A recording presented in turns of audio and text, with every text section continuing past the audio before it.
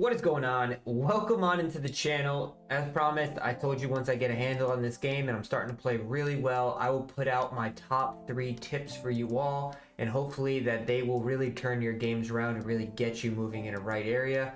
And this is going to be pretty much for anyone, from the people who are playing arcade to the people who are playing tour sim. These tips are going to be for anyone, so all I ask in return is that you guys subscribe, and if you have not seen already, I put out a whole bunch of videos. I put out best shot types for your short game and the bunkers. I put out how to calculate wind and elevation.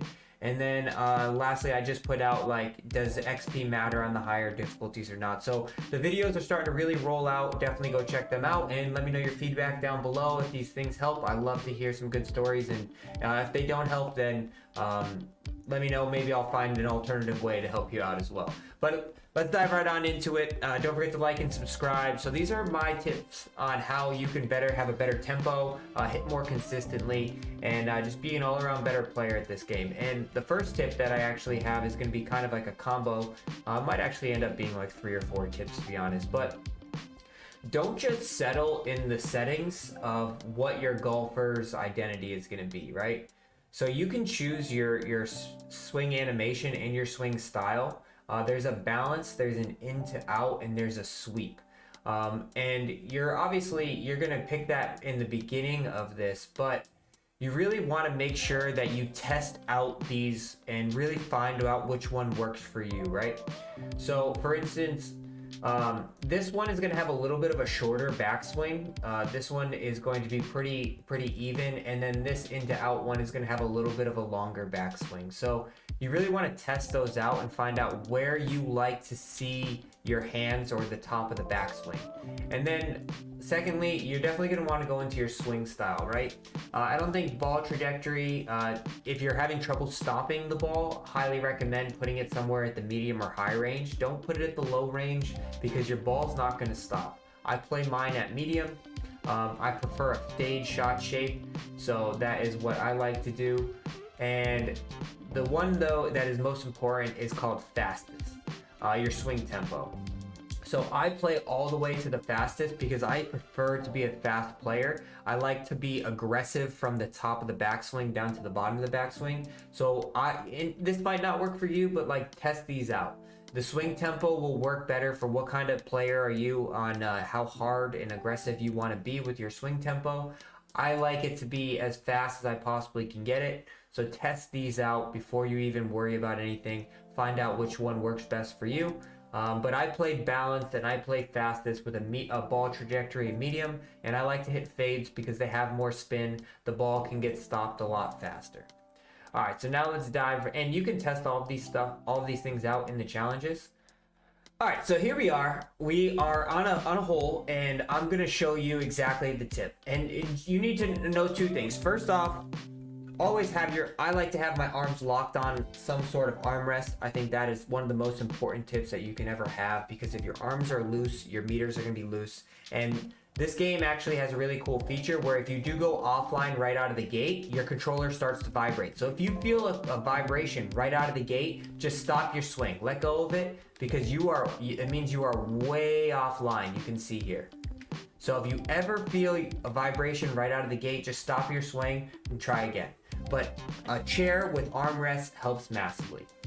In order to understand this first tip, right, you really need to understand how this game works this year. So if you go by 2K logic, you're like, all right, my pitching wedge max is 134. So if I actually only wanted to hit it, let's say 110, I have to hit a partial swing. So if I came down here, it's like I have it on 110, the ticker shows me 100.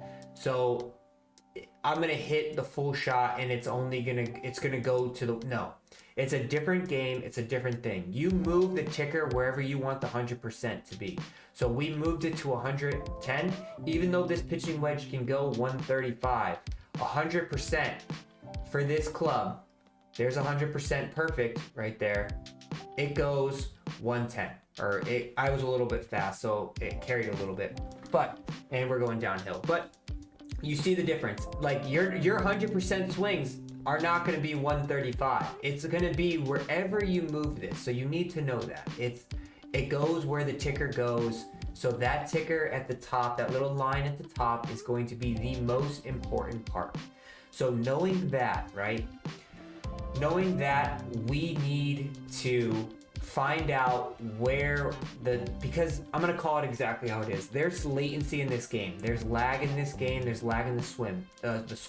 The swing has a really good tempo, but the problem is there is lag in the swing. So if I want to start right away, it doesn't start right away. So I kind of have to hold it back and wait for the swing to really start churning its engines. But most people are probably really focusing on that little line at the top and where the iron head meets, and not really focusing on a better spot. So what I like to use is my guy's hands and his rib cage area, and that really gives me a really good marker. And if I switch to a different swing, then I find a different marker on my guy's body.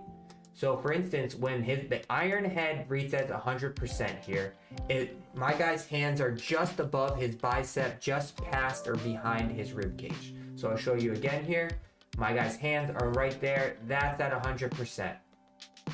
So that's like a sign for me mentally, like a check, like go now, hit the ball now once it reaches that spot. And I'm no longer worrying about that little sliver and the lag of my club getting up there. I'm only worrying about a big area, which is my guy's hands getting to another big area, and then I can easily focus and be consistent. So let's hit one here and see if I can do it perfectly.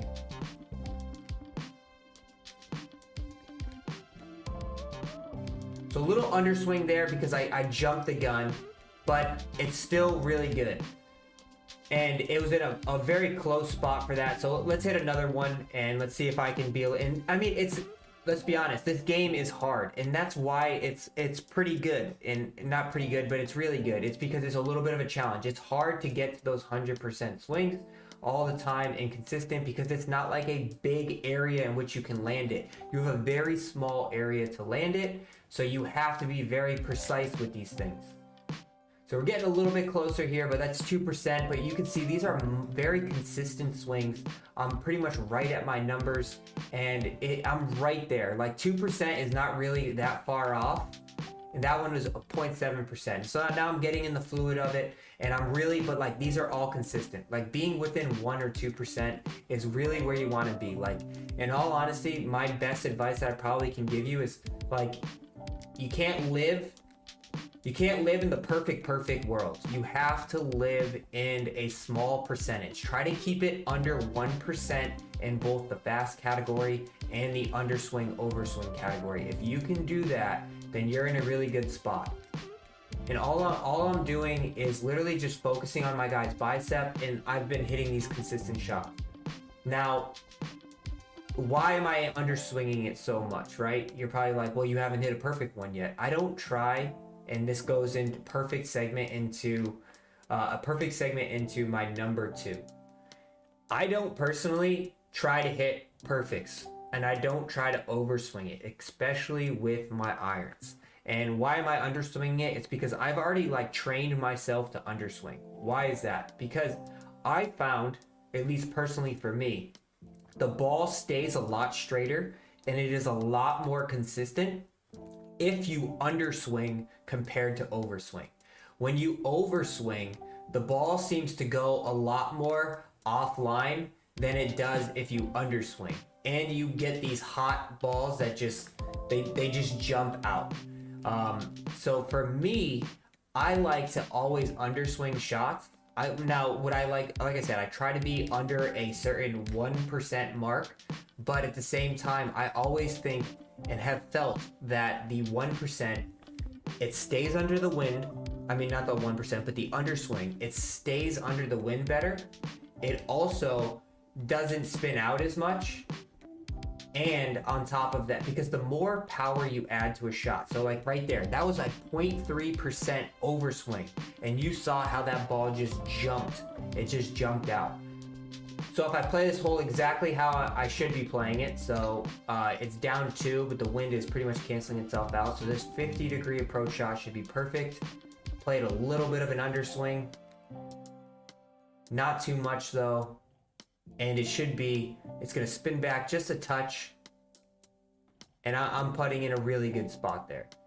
So that's my first two tips are: one, use your hands as a really good mark, and say you even wanted to hit like a different shot, right? So like say you wanted to hit a finesse shot, you wanted to be just short of it, the swing changes, right? My guy, it's not the same.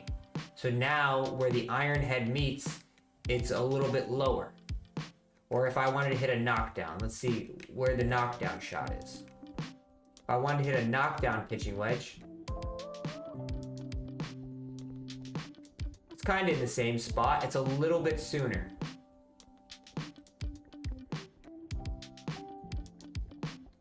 All right, so we're staying in these small realms, but look how straight the ball flight is staying, and that's what's most important. So that's my first two tips, and the last tip that I will give is how to fix your slow versus your fast, right? So if you are a slow swinger, how I've always recommended it in 2K is you have to speed up the backswing. It's not the downswing, you have to speed up the backswing, right? And if you are a fast swinger, you had to slow down the backswing, not the downswing. This game is completely opposite because there is that lag at the top of the swing, and so because when you start it, you're kind of essentially holding it and waiting and holding it and waiting, so you can't really speed that up. But what you do in this game is you speed up the downswing. So if you're somebody who's swinging very slow, I highly recommend being more aggressive in the push forward in the downswing. And if you're somebody who's too fast, you want to be a little bit more gentle in the downswing, and it will slow it down. And then you combo all three of those, and you just start hitting good shots. Because you know where you want it to land. So for me, like I said, I like to play, so this would be down 2 feet. I like to play shots a little bit longer because I like to hit, give me that finesse shot. Perfect. So I like to go a little bit longer on shots. I like to hit them a little bit less. And then I like to just hit. A little bit of an underswing. That's a little bit of a slow, but it's not too bad. And then I'm dialing it up right next to the hole. So those are my three things. So let's just recap right here real quick. Number one is use your hands to be a good gauge for where the backswing is. Otherwise, you're going to struggle with the lag in the consistency. Two, I like to lean more towards underswings instead of overswings. Don't live and die by perfect perfects because the bar is so small and you're going to kill yourself because you're going to have a overswing and then an underswing. Just pick, do you want to be an overswing type person and always play for the overswing, or do you want to be an underswing person and always play for a little bit of the underswing? That will help your game out drastically. And then lastly is the third thing, which I always like to say, either you need to slow it down in your tempo, then slow it down in the downswing. And if you need to speed it up, then speed it up in the downswing, which is completely different than 2K. I hope these tips helped. I'm going to be doing a approach one, how to keep the ball from spinning out on you too much, how to stop it on hard, fast greens as well. So stay tuned for that. I'm also going to do a shot shaping one where I explain all about shot shaping and what that entails. So you're definitely going to make sure you like and subscribe.